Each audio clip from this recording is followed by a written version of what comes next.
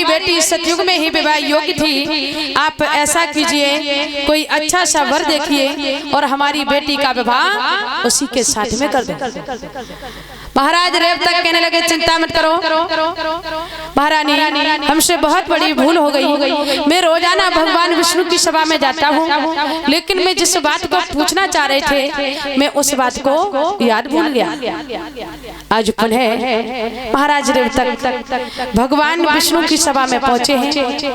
भगवान विष्णु ने आता हुआ महाराज रेवतक को देखा, पूछने लगे, आइए महाराज आपका स्वागत है। अरे रेवतक, आज आपका आना कैसे हुआ है?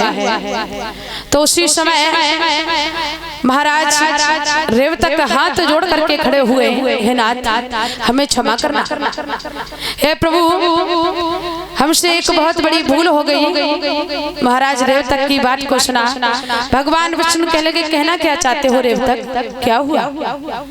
हे नाथ, जो हमारी बेटी रेवती है जिसका जन्म सतयुग में हुआ और अब सतयुग नहीं, त्रेता नहीं, द्वापर चल रहा है। और हे नाथ हमसे ये भूल हो गई कि हमारी बेटी तो सतयुग में ही विवाह योग्य थी, अब तो सतयुग भी नहीं, त्रेता भी नहीं, द्वापर चल रहा है, लेकिन मैंने अपनी बेटी का विवाह नहीं किया।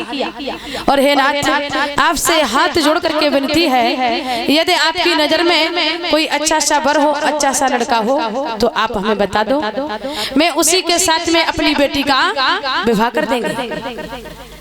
महाराज रेवतक को जब बहुत परेशान देखा तो भगवान विष्णु कहने लगे, चिंता मत करो, यदि आप अपनी बेटी का विवाह करना चाहते हैं तो आप ऐसा करो, जो पूर्ण ब्रह्म भगवान कन्हैया हैं जिन्होंने 16 कला से अवतार धारण किए, उन्हीं कन्हैया के बड़े भाई बलराम हैं, उन्हीं के साथ में अपनी बेटी का विवाह कर दो।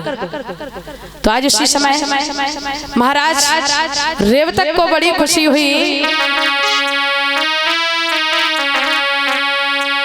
अरे खुश भक्ति छाई गई मन में,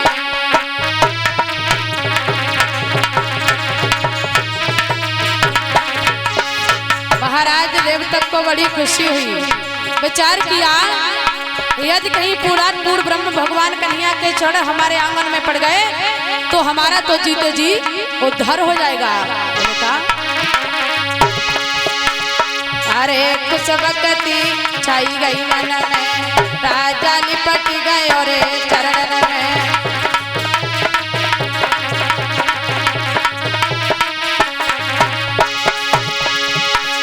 अरे खुश भक्ति छाई गई मन में, राजा लिपट गए और चरण में।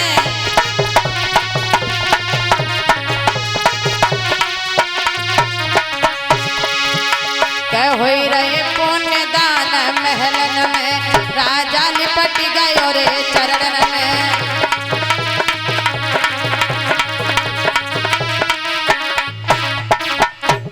आज महाराज रेवतक हाथ जोड़ करके खड़े हुए और सोचने लगे, हे नाथ मैं तो धन्य हो गया हूँ, यदि कहीं पूर्ण ब्रह्म भगवान कन्हैया के चरण हमारे आंगन में पड़ गए तो हे नाथ हमारा तो जीते जी उद्धार हो जाएगा।